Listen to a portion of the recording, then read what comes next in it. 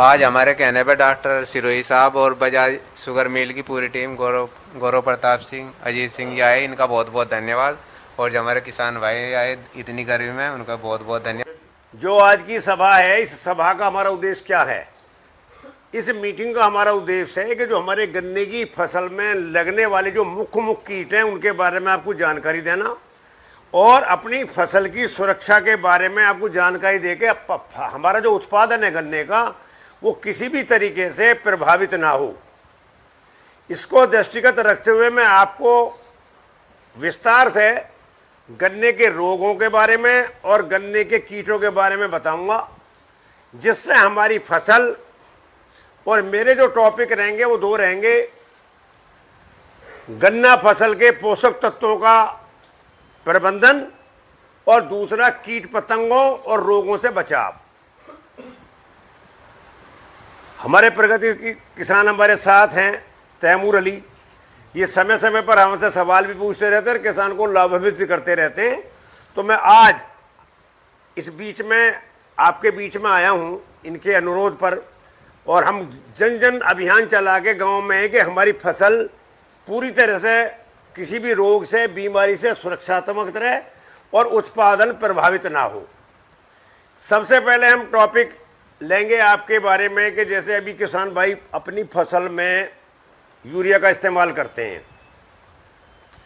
आप सभी जानते हैं हमारे क्षेत्र में ज़्यादातर लोग एक प्रैक्टिस करते हैं यूरिया डालने की, कि यूरिया को सूखे खेत में डाल देते हैं और पीछे से पानी दे देते हैं।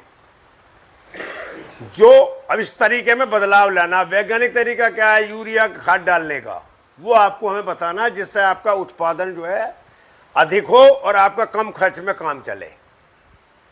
वो क्या तरीका है? वो तरीका ये है, अगर हम सूखे खेत में यूरिया को डालते हैं तो एक यूरिया क्या अपने आप में एक गैस है, तो आधा तो गैस के माध्यम से उड़ जाता है ऊपर। उसके बाद हम उसमें फिर सिंचाई करते हैं। सिंचाई करने से फिर वो जो है उसे कहते हैं अंग्रेजी में लीच करना।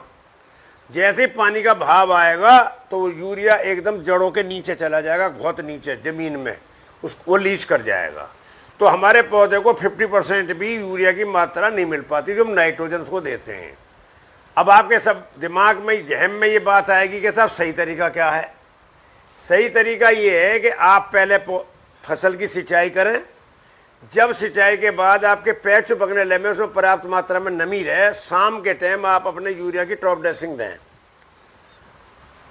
तो वो जो यूरिया है वो आपका कहाँ जाएगा? ना तो आसमान में उड़ेगा और ना ही आपका ज़मीन में लीच करेगा। वो यूरिया कहाँ रहेगा? इसका जो रूट जोन है, जो हमारी जड़ है पौधे की, उसका जो जोन है जहाँ से भोजन ग्रहण करेगा, उस रूट जोन के अंदर रहेगा और पूरी की पूरी मात्रा नाइट्रोजन वाली यूरिया की, पूरा नाइट्रोजन उसका जितना यूरिया में है उसको उपयोग कर लेगा पौधा। तो आपका जो प्रभाव है, जो नाइट्रोजन की मात्रा है, पौधा जिससे स्वस्थ रहेगा, हरा भरा रहेगा, तो उसको मात्रा पौधे को पूरा मिलेगी। आप मेरी बात से सहमत हैं भाई? आप अगर असहमति कहीं आपको समझ में ना आया तो मुझे आप पूछ सकते हो। मैं वैज्ञानिक दृष्टिकोण से आपके बीच में सारा चर्चा कर रहा हूँ। तो इसलिए एक तो अपना यूरिया डालने का जो पैटर्न है, जो आपका तरीका है, उसको आपको बदलना है, जिससे कि हमें ज़्यादा से ज़्यादा उत्पादन मिल सके। किसान भाइयों, एक दूसरी समस्या ये तो हो गई पोषक तत्वों की बात। अब नाइट्रोजन की जो मात्रा है, बिल्कुल लास्ट पैरा चल रहा है। बरसात मानसून आने से पहले पहले जो भी हमें यूरिया की मात्रा, नाइट्रोजन उर्वरक देने हैं टॉप ड्रेसिंग के रूप में, उसको अब आप बाजार से या सोसाइटी से, जहाँ जिस संस्था से भी आपको यूरिया लेके आना है, मानसून आने से पहले पहले इस यूरिया का प्रयोग कर लें। चूँकि नाइट्रोजन का प्रिंसिपल ये है कि आप बारिश के बाद उसे डालोगे तो उसका पर लाभ नहीं रहता, फसल के लिए नुकसानदायी होता है। इसलिए आपने पहले बुआई के टाइम में दी मात्रा, फिर आपने एक बार टॉप ड्रेसिंग, तो लास्ट टॉप ड्रेसिंग अब जिस किसान ने भी यूरिया डालना है वो अब डाल ले, क्योंकि जब मानसून आ जाएगा, मानसून बरसात के बाद में यूरिया डालना फसल के लिए नुकसानदायक है, फायदेमंद नहीं है।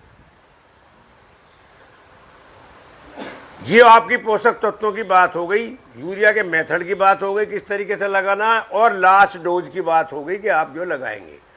अब वर्तमान में जहाँ हम खड़े हैं, जैसे खेतों का भ्रमण करते आ रहे हैं, कई गांवों का आज हमने भ्रमण किया है, सभी खेतों में हम तो प्रतिदिन यही काम कर रहे हैं। तो उसमें अभी जो हमारे कितने तरह के कीट गन्ने में होते हैं, ये मैं थोड़ी सी मोटी संक्षेप में आपको बता दूं। एक कीट तो हमारा होता है जिसे हम आम भाषा में कह देते हैं कंसुआ, अर्ली सूट बोरर। वो प्लांट केन में आता है, जो बोर्ड वाला गन्ना है, पौधा गन्ने के अंदर वो आता है। वो उसका ज़्यादा प्रकोप इसके ऊपर होता नहीं है। आप उसका मेथड ये है कि अगर आपको ज़्यादा खुश्की में लगा तो उसमें पहले सिंचाई कर दें।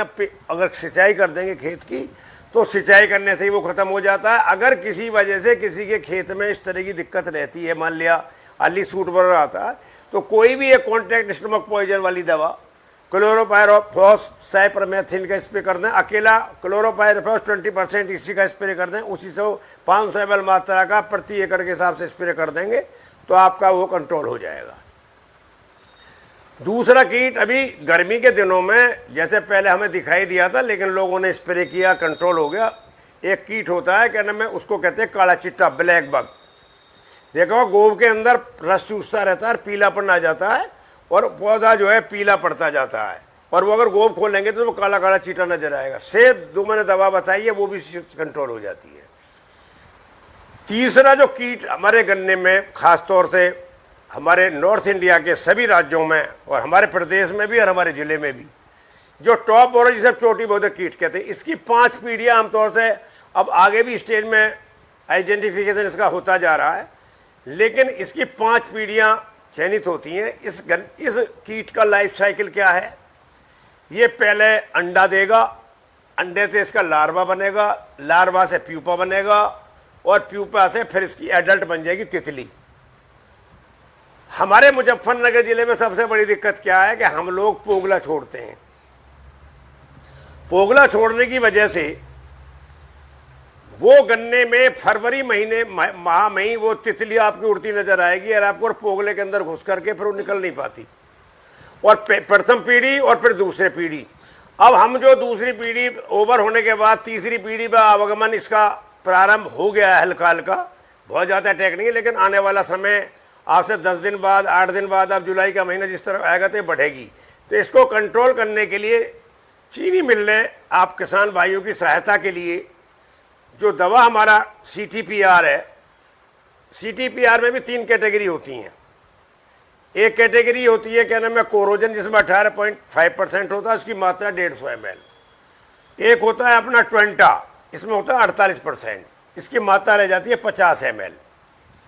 और एक दवा फटेरा के नाम से आती है, उसमें मात्रा रहती है कम, उसे दानेदार के रूप में इस्तेमाल करते हैं। ज़्यादा इफेक्टिव दवा जो है वो हमारी ट्वेंटा है। ट्वेंटा को 50 ml मात्रा और 400 लीटर पानी के साथ ड्रेंचिंग करते चले जाएं और पीछे से 24 घंटे के अंदर सिंचाई कर दें। तो जो आपका कीट पे अटैक होने वाला है, ये आपका असर जो है लेकर के 2.5 महीने से 3 महीने के पीरियड तक आपके पौधे को जहरीला रखेगा। अगर कहीं से टॉप बोरर की तितली, उसके एग और वो वहाँ पे आने की स्थिति में बने रहेंगे तो तुरंत जो है वो तितली खाएगी, उसे मर जाएगी, तो आपका नियंत्रण हो जाएगा। अगर सिस्टम जैसे मैंने बताया, 3 तरह के प्राणी हैं, इंसान, मनुष्य, जानवर और पेड़ पौधे। हम लोग मुंह के द्वारा भोजन लेते हैं और नीचे को सिस्टम स्टमक से नीचे को चला जाता है। ठीक उसी तरीके से चाहे तो साइड से, चाहे तो मुंह से, जानवर भी इसी तरह से लेता है। लेकिन पौधों में सिस्टम दोनों के अपोजिट है। वो अपोजिट है, वो हमेशा किसी भी खुराक को, किसी भी पोषक तत्व को, किसी भी मेडिसिन को वो जड़ के द्वारा प्राप्त करता है। जाइलम से लेके फ्लोएम की तरफ जाता है। जैसे इंसान बीमार होता है, उसके इंजेक्शन दिया जाता है और वो सारे बॉडी के अंदर फैल जाता है। इसी तरह ट्वेंटा का रोल है कि जड़ से नीचे जाएगी ये, और जड़ से जाने के बाद में सारे तने में फैलेगी, ब्रांचों में जितनी भी शाखाएं सबको जहरीला कर देगी। सबसे बड़ा फायदा क्या है आज के समय में इस दवा का, ये दवा इको फ्रेंडली है। इको फ्रेंडली से तात्पर्य क्या है कि ये किसान मित्र के रूप में काम करती है। आप किसान भाइयों, आपको पता होगा कि ये दवा जब से इस्तेमाल होनी हुई, अब से पिछले विगत 12-14 साल से आपको अपने खेत के अंदर केंचुए नजर आ रहे होंगे। ये दवा एक ऐसी है, इको फ्रेंडली का मतलब है कि ये किसी को नुकसान नहीं पहुंचाती, ना हमारे इंसान को नुकसान पहुंचाती है, ना ये पेड़ पौधे को नुकसान पहुंचाती है, ना हमारे जो किसान मित्र केंचुआ, मेंढक और ऐसे अन्य लाभदायक जंतु जो हम नंगी आंख से नहीं देख सकते, उसमें इसका कोई प्रतिकूल प्रभाव नहीं पड़ता। ये सब जो है अनुकूल रहती है वातावरण में और आपकी ज़मीन को खराब नहीं होने देती। तो इसलिए इस प्रोडक्ट का इस्तेमाल करना बहुत ज़रूरी है। इसलिए इसको रिकमेंडेड चीनी मिल भी करती हैं कि हमारी ज़मीन का क्षरण ना हो। ज़मीन में जो किसान मित्र जो हमारे जंतु हैं, जो लाभदायक हमारे किसान मित्र हैं, उनको नाश ना करें। अभी आप कार्बोफुरान दवा इस्तेमाल करिए, जिसको आप फ्यूराडान कहते हो, तो उससे सारे केंचुए भी मर जाएंगे, दूसरी सब चीज़ें को क्षति होगी हमारे ज़मीन के अंदर।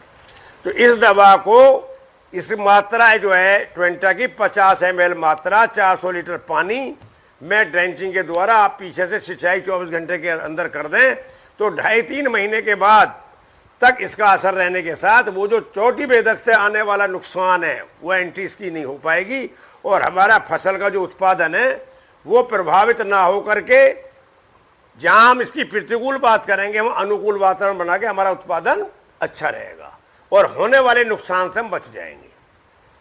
तो मेरी आप लोगों से गुजारिश है कि ये जो है, ये जो दवा है, ये दवा हमारी, मैंने इको फ्रेंडली बताया और सबसे ज़्यादा कारगर ये दवा है। दूसरा आपको मैं ये बताना चाहता हूँ, टॉप बॉर्डर में ये दवा इतना काम प्रभावी करती है कि ऊपर से फिर स्प्रे की दवा की जरूरत नहीं पड़ती। अभी एक कीट का नाम लिया था मैंने, जिसमें मैंने बताया था ब्लैक बग। अगर कहीं आए बगाए कहीं किसी क्षेत्र में वो मिलता है, हमारे अधिकारियों से आप संपर्क कर सकते हैं, मेरे से डायरेक्ट आप टेलीफोन से बात कर सकते हैं। तो आप उस दवा को, हमारे पास दवा, जो दवा पेरोफेनोफॉस साइपरमेथ्रिन चक्रव्यूह के नाम से है, 500 ml मात्रा 200 से 250 लीटर पानी में उसका ऊपर बना के स्प्रे कर देंगे तो आपकी वो कंट्रोल, उसका कीट का नियंत्रण हो जाएगा। दूसरा, इस दवा के लगाने के साथ साथ एक विशेष ध्यान ये रखना है कि 8 से 10 दिन तक एक बार सिंचाई के करने के बाद अगर आपको लगता है कि खेत सूख गया है, हवा तेजें चल रही हैं, तो 10 से 12 दिन आपको नमी मेंटेन करके रखनी है, जिससे इसका इफेक्ट फसल के ऊपर अनुकूल रहे। साथ ही बात आती है कि अब पोषक तत्वों में हम क्या क्या चीज़ डाल सकते हैं। हमने किसानों की सेवा के लिए, किसानों की सहायता के लिए न्यूट्रीफास्ट एक टीस्टेंस कंपनी है, उसका एक माइक्रोन्यूट्रिएंट्स आता है। वो माइक्रोन्यूट्रिएंट्स क्या है, देखिए मैं किसान भाइयों आपकी जानकारी दे दूं, हमारे जितने भी हमारे फसलें हैं, पेड़ पौधे जो भी हमारे हैं, उनको 16 से 17 पोषक तत्वों की आवश्यकता होती है। उन 16 से 17 पोषक तत्वों में 3 तत्व हमारे ऐसे हैं, कार्बन, हाइड्रोजन, ऑक्सीजन, जो हम हवा पानी के द्वारा 95% हिस्सा ऐसा है कि हवा पानी के द्वारा ले लेते हैं, हम मुफ्त में मिल जाते हैं। 3% होता है नाइट्रोजन, फास्फोरस, पोटास, NPK, जिसमें आप यूरिया, DAP और पोटाश इस्तेमाल करते हैं। 1% खाद होते हैं हमारे सेकेंडरी न्यूट्रिएंट्स, जिन्हें हम कैल्शियम, मैग्नीशियम, सल्फर कहते हैं। इसके अलावा 6 से 7 पोषक तत्व ऐसे होते हैं जिन्हें हम सूक्ष्म तत्व कहते हैं, माइक्रोन्यूट्रिएंट, जिंक, बोरॉन, मैग्नीज, आपका ये आपका हो गया क्या नाम है, फेरस, मोलिब्डेनम, क्लोरीन, निकिल। इनकी मात्रा भी अल्प मात्रा में जरूरत होती है। तो ये 16 पोषक तत्वों का जो प्रबंधन है ये भी हमारे फसल के लिए बहुत जरूरी होता है। अभी उसमें जो हमारे सूक्ष्म तत्व हैं वो न्यूट्रीफास्ट के अंदर है। दूसरा, हमने एक आपको सोलुबल फर्टिलाइजर में एक NPK 05234 दिया हुआ किसान भाइयों के लिए, उस 05234 का आप इस्तेमाल करें। और अगर जैसे यूरिया की कमी है आज की तारीख में, जो किसान ये चाहता है कि मुझे तो यूरिया डालनी, तो 2 से 3% का घोल बना करके वो अपनी यूरिया की सेविंग कर सकता है। उसका 100 लीटर पानी 2 से 3 किलो यूरिया उसमें मिला के स्प्रे कर दें तो आपके यूरिया की जो नाइट्रोजन की मात्रा है वो आपको कंट्रोल होने में लगेगी और ज़मीन पर उसका साइड इफेक्ट नहीं पड़ेगा। अब मैं जानना चाहूँगा आपसे, क्या नाम है तैमूर भाई, जैसे इस ये जो है आपका प्रोडक्ट, इसके बारे में आप पहले से वेल नोन है? हाँ जी हाँ। तो ये आपने अपने खेतों में लगा लिया या लगाएंगे भी? नहीं लगा, इसका रिजल्ट बढ़िया है, पिछले साल लगा था। हाँ, तो इस बार आपने अभी खेतों में लगा लिया या लगाने वाले हैं? अब लगाऊंगे जी। हाँ, तो इसकी आपको ड्रेंचिंग करनी है, जी जी, है नहीं? और ड्रेंचिंग करके इसको पीछे से पानी देना। 50 ml ये मात्रा रहेगी, आपको पता ही है, और 400 लीटर पानी। और किसान भाइयों से मैं जानना चाहता हूँ, आपके पास कितना गन्ना है? 20 बीघे गन्ना है, तो उसमें बोर्ड कितना है और मूढ़ा कितना है?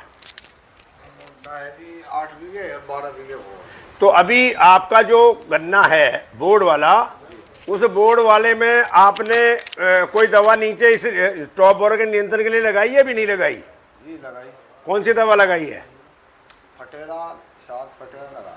देखिए ऐसा है, फटेरा आपने एडी में लगा दिया। अभी आप जो पौधा गन्ना जो गेहूं के बाद की बुआई है, लेट प्लांटिंग है, उसमें ट्वेंटा का इस्तेमाल करेंगे। हाँ, तो इसको लगाएंगे। बड़ा हो रहा फरवरी में। हाँ कोई बात नहीं, तो इसको आप ड्रेंचिंग कर दें, ये आपके लिए फायदेमंद रहेगी। ठीक है ना? और कोई किसान का कोई सवाल है जी? ये 890 रुपए की, कितने की? 890 रुपए की है मात्रा 1 एकड़ की। 6 बीघे में लगेगी आपके यहाँ। तो मैं अभी मैं किसान भाइयों से गुजारिश करूंगा कि जो भी इसमें कहीं है, हम लोगों के टेलीफोन नंबर हम आपको दे देंगे अपने। किसी को कोई कभी भी समस्या आवे, कहीं रोग लग रहा है, कोई कीट है, बीमारी है, एक पोका बोइंग बीमारी आती है, उसमें आपको देखा गया कहीं मतलब सुकड़न सी आ जाती है। अगर किसी के खेत में कभी आ रही जी डॉक्टर साहब, वो अब वो आ रही है पोका बोइंग, उसके बारे में विस्तार से बता। मैं खाद के और कीट के बारे में तो आपने बता दिया, क्योंकि इसके बारे में किसानों को जानकारी नहीं रहती। किसान जो है बस कीड़े की दवाई तो मारता रहता है। पोका बोइंग जाएगी, वो फंगस है, हवा के द्वारा और पानी के द्वारा फैलती है, ऐसी बीमारी है वो। देखिए ऐसा पोका बोइंग जो बीमारी है, ये एक फंगल डिजीज है। इसके लिए बड़ा सिंपल तरीका है। चाहे तो एक दवा ले लें, थायोपेनेट मिथाइल, प्रिज्म हमारे यहाँ से आती है। 500 ग्राम मात्रा में 200-250 लीटर पानी में घोल के उसका स्प्रे कर दें, उससे नियंत्रित हो जाएगी। और नहीं तो आपको 500 ग्राम COC, 500 ग्राम COC का आप घोल बना करके 200 से 250 लीटर पानी में उसका स्प्रे कर दें, बिल्कुल पूरी तरह से उसका नियंत्रण हो जाएगा। डॉक्टर साहब प्रिज्म भी अकेली मारनी पड़ेगी या कीटनाशक में मिलाकर मार दें? देखिए ऐसा प्रिज्म को अगर करना चाहें तो कीटनाशक के साथ मिला सकते हैं, उसमें कोई दिक्कत नहीं है। फंजीसाइड और इंसेक्टिसाइड, ये सारी कॉपर बेस होती हैं फंजीसाइड, और ये क्या नाम है इंसेक्टिसाइड होती है। तो उसकी उचित मात्रा में कि आप प्रिज्म के साथ अगर कोई इंसेक्टिसाइड मिला के स्प्रे करोगे तो उसमें कोई प्रॉब्लम नहीं आएगी। और ये चक्रुवी के साथ मिला सकते हैं? हाँ मिला सकते हैं। चलिए आप लोगों ने इस बात को ध्यान से सुना। क्या चीज? ये अब ऐसा है ना, यूरिया के साथ इसको इस्तेमाल नहीं करना, इसका जो है घोल बना करके ही आपको जो है ड्रेंचिंग करना है। धन्यवाद। नहीं छोड़ दे। आज हमारे कहने पर डॉक्टर सिरोही साहब और बजाज शुगर मिल की पूरी टीम, गौरव प्रताप सिंह, अजीत सिंह जी आए, इनका बहुत बहुत धन्यवाद। और जो हमारे किसान भाई आए इतनी गर्मी में, उनका बहुत बहुत धन्यवाद। उन्होंने इतनी बढ़िया तरीके से डॉक्टर साहब की बात सुनी, और हमें उम्मीद है कि ये इस काम को डॉक्टर साहब की जितनी बात बताई इन्होंने, इसे करेंगे भी, इसे अमल में लाएंगे। इसी के साथ धन्यवाद। धन्यवाद। तो दोस्तों हमारी ये वीडियो कैसी लगी? ऐसी वीडियो को देखने के लिए मेरे चैनल को सब्सक्राइब कीजिए, लाइक कीजिए और प्यारा सा कमेंट दीजिए। MD शाहिद तोमर को दीजिए इजाज़त। मिलते हैं नेक्स्ट वीडियो के साथ। अस्सलाम वालेकुम।